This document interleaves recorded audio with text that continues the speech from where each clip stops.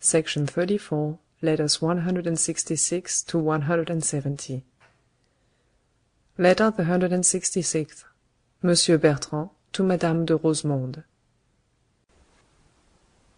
Madame, in consequence of the orders which you have done me the honor of sending me, I have had that of seeing Monsieur le Président, and have communicated your letter to him, informing him that, in pursuance of your wishes, I should do nothing without his advice.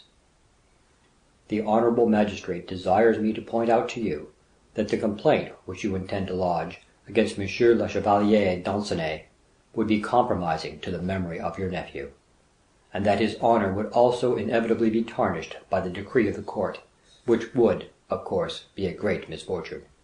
His opinion, therefore, is that you should carefully abstain from taking any proceedings, and that what you had better do, on the contrary, would be to endeavor to prevent the government from taking cognizance of this unfortunate adventure, which has already made too much noise. These observations seemed to me full of wisdom, and I resolved to wait for further orders from you. Allow me to beg you, madame, to be so good, when you dispatch them, as to add a word as to the state of your health, the sad effect upon which of so many troubles I greatly dread. I hope that you will pardon this liberty in consideration of my attachment and my zeal. I am with respect, madame, your, etc. Paris, 10th December, 17. Letter the 167th. Anonymous to Monsieur le Chevalier d'Ancenis. Monsieur, I have the honor to inform you that this morning, in the corridors of the court, there was talk amongst the king's officers of the affair which you had, a few days ago, with Monsieur le Vicomte de Valmont, and that it is to be feared that the government will take proceedings against you. I thought that this warning might be of use to you, either to enable you to seek out what protection you have, to ward off these vexatious results, or, in the event of your being unable to succeed in this, to put you in a position to take measures for your personal safety. If you will even permit me to give you a piece of advice, I think you would do well to show yourself less often than you have done during the last few days. Although, ordinarily, affairs of this sort are treated with indulgence, this respect nevertheless continues due to the law. This precaution becomes all the more necessary in that it has come to my ears that a certain Madame de Rosemonde, who, I am told, is an aunt of Monsieur le Valmont, wished to lodge a complaint against you, in which event the public officers could not refuse her requisition. It would not be amiss, perhaps, if you were able to communicate with this lady. Private reasons prevent me from signing this letter, but I am acting on the consideration that you will not render less justice to the sentiment which has dictated it, because you know not from whom it comes. I have the honor to be, etc. Paris, 10th December, 17. Letter the 168th. Madame de Volanges to Madame de Rosemonde. Most surprising and distressing rumors, my dear and revered friend, are being disseminated here in relation to Madame de Merteuil. I am, assuredly, very far from believing them, and I would wager well that it is nothing but a hideous calumny. But I am too well aware of the ease with which even the most improbable slanders acquire credit, and of the difficulty with which the impression they leave is effaced, not to be greatly alarmed at these, easy as I believe it to be to refute them. I should wish, above all, that they could be stopped in good time, before they have spread further. But I only knew yesterday, at a late hour, of these horrors which they were fast beginning to retail, and when I sent this morning to Madame de Merteuil, she had just left for the country, where she was to spend 2 days. They were not able to tell me to whom she had gone.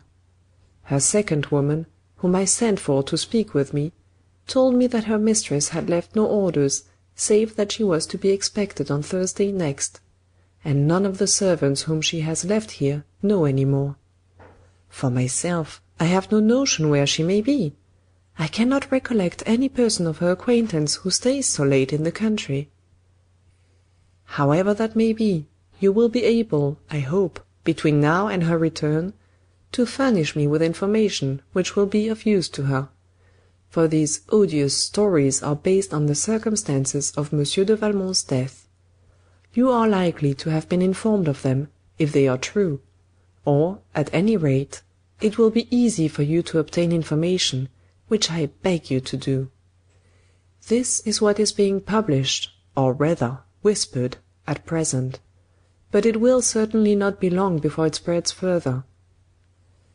It is said that the quarrel between M. de Valmont and the Chevalier d'Ancenis was the work of Madame de Merteuil, who deceived them both alike; that, as happens almost always, the two rivals began by fighting and only arrived at explanations afterwards; that these explanations brought about a sincere reconciliation, and that, in order to expose Madame de Merteuil to the Chevalier d'Ancenis, and also to justify himself entirely, M. de Valmont supported his revelations by a heap of letters, forming a regular correspondence which he had maintained with her, and in which she relates the most scandalous anecdotes about herself, and in the freest of styles.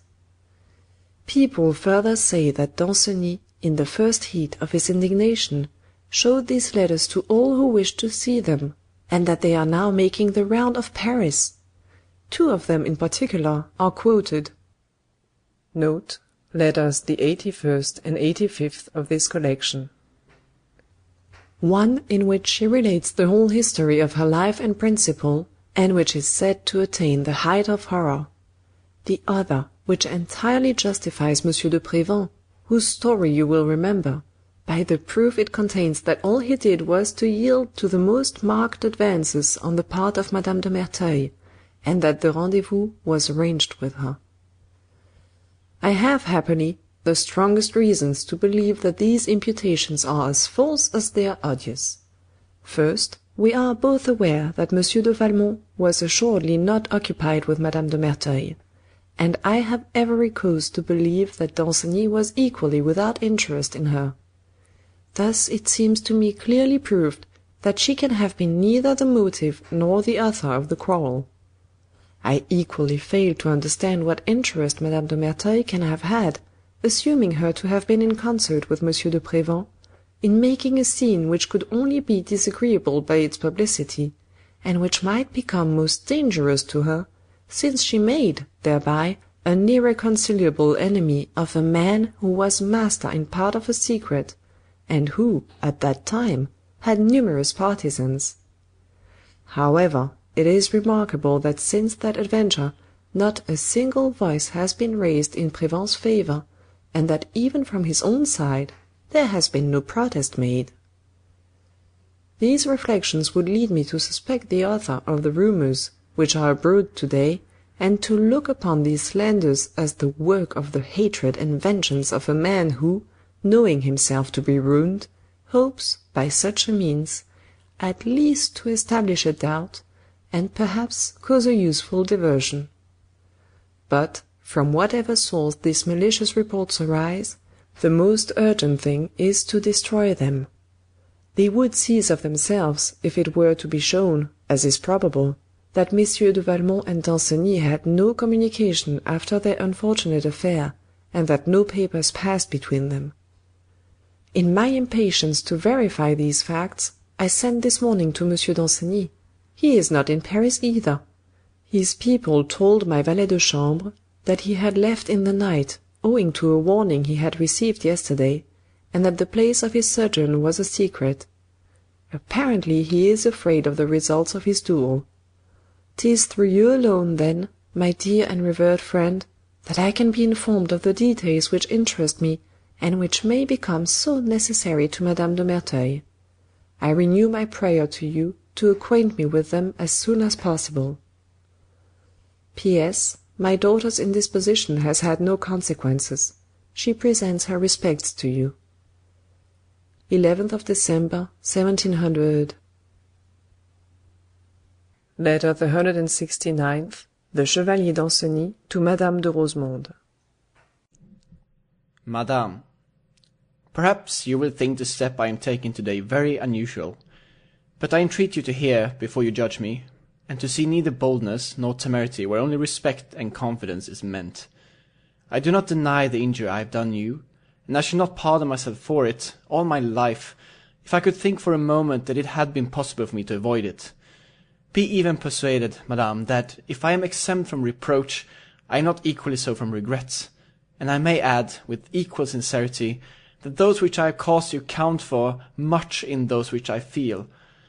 In order to believe in these sentiments, of which I venture to assure you, it will suffice for you to render justice to yourself, and to reflect that, without having the honour of being known to you, I have, however, that of knowing you.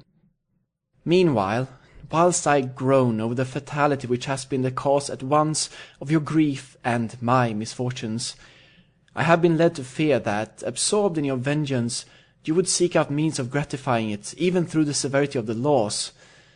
Allow me first to point out to you on this subject that here you are led astray by your sorrow, since my interest in this matter is essentially at one with that of Monsieur de Valmont, and that he would himself be involved in the condemnation which you would have provoked against me.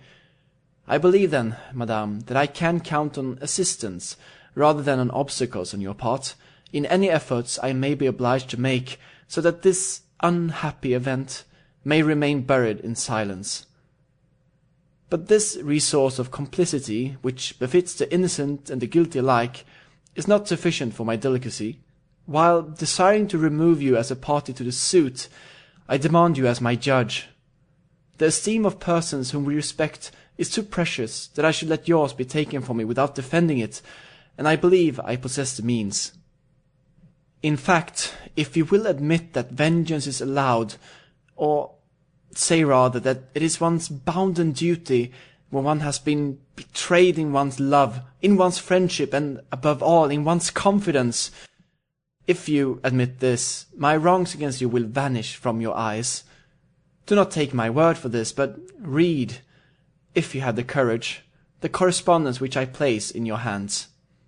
Note: it is from this correspondence, from that handed over in the same way on the death of Madame de Tourvel, and from the letters alike confided to Madame de Rosemonde by Madame de Volanges, that the present collection has been formed, the originals of which remain in the hands of Madame de Rosemonde's heirs. The quantity of original letters which it contains seems to lend authenticity to those of which only copies exist. For the rest, I received these letters, just as I have the honour to forward them to you, from Monsieur de Valmont himself. I have added nothing to them, and I have only extracted 2 letters, which I have permitted myself to publish. One of these was necessary to the common vengeance of Monsieur de Valmont and of myself. To this we had both a right, and I had been expressly charged with it by him. I thought, moreover, that I was rendering a service to society in unmasking a woman so really dangerous as is Madame de Merteuil, who, as you will see, was the sole and veritable cause of all that passed between Monsieur de Valmont and myself. A feeling of justice also induced me to publish the second, for the justification of Monsieur de Prévent, whom I hardly know, but had in no way merited the rigorous treatment which he has experienced, nor the still more redoubtable judgment of the public, beneath which he has been groaning ever since, without any means of defence. You will only find copies, then, of these 2 letters, the originals of which I owe it to myself to keep. For all the rest, I do not believe I can remit in surer hands a deposit, the destruction of which is not, perhaps, to my interest, but which I should blush to abuse. I believe, madam, that in confiding these papers to you, I am serving the persons interested in them as well as if I remitted them to themselves, and I spare them the embarrassment of receiving them from me, and of knowing me to be informed of adventures of which they doubtless desire all the world to remain ignorant.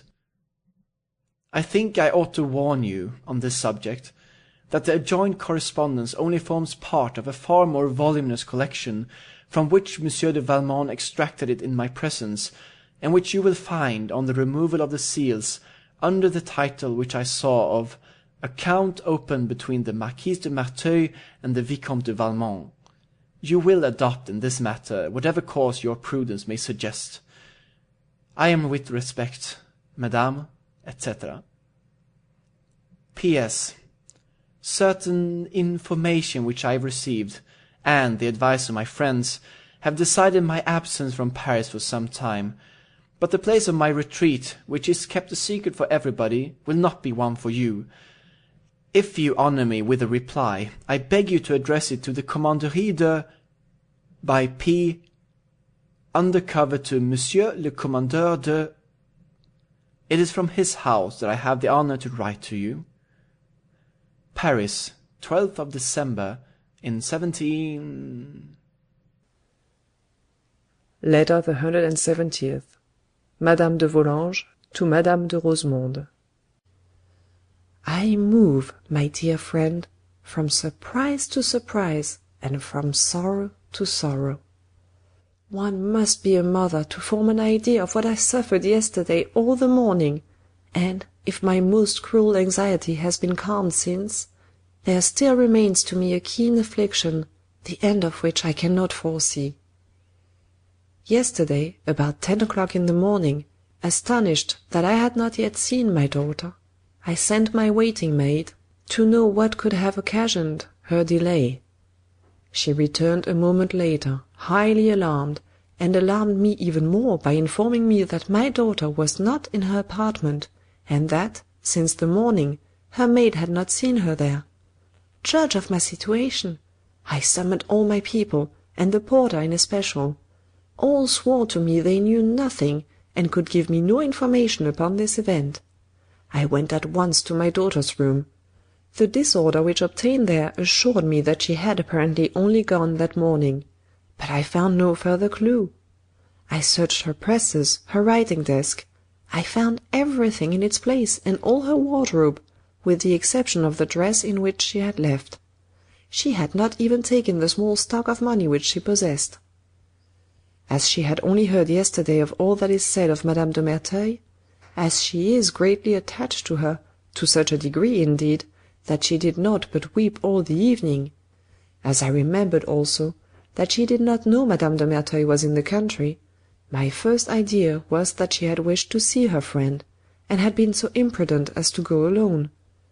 But the time which elapsed before her return brought back all my uneasiness.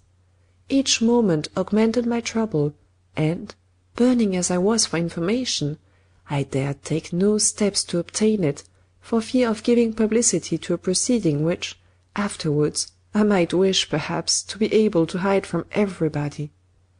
Never in my life have I so suffered. Finally, it was not until past 2 o'clock, I received at the same time a letter from my daughter, and one from the superior of the convent of... My daughter's letter only said that she had feared lest I should oppose the vocation which she felt to become a nun, and that she had not dared speak to me of it. The rest only consisted of excuses for the course she had adopted without my permission, which I would assuredly not disapprove of, she added, if I knew her motives, into which she begged me, however, not to enquire. The superior wrote to me that, seeing a young person arrive alone, she had at first refused to receive her, but that, having questioned her and learned who she was, she had thought to do me a service by giving my daughter shelter, in order not to expose her to further journeys, upon which she seemed resolved. The superior, while offering, as a matter of course, to restore my daughter to me if I were to demand her, urges me, obeying her condition, not to oppose a vocation which she declares to be firm.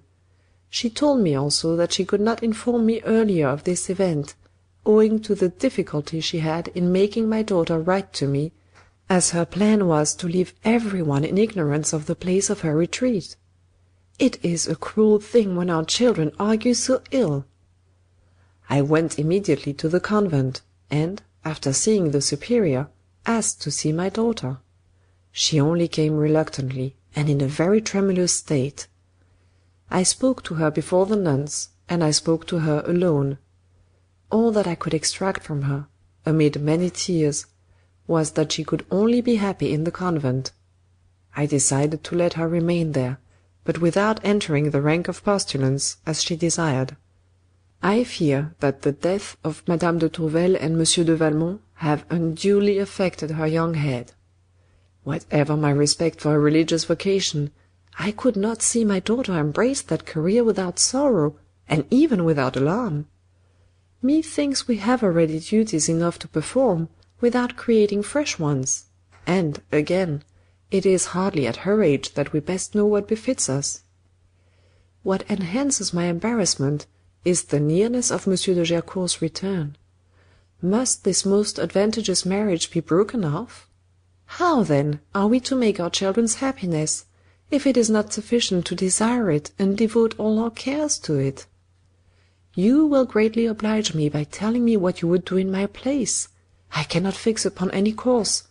I find nothing more terrible than to have to decide another's lot, and I am equally afraid of bringing to this occasion the severity of a judge, or the weakness of a mother. I reproach myself unceasingly for augmenting your sorrows by speaking to you of my own, but I know your heart. The consolation which you could give to others would become to you the greatest you could yourself receive. Adieu, my dear and revered friend. I await your 2 replies with much impatience. Paris, December 13th, 1700. End of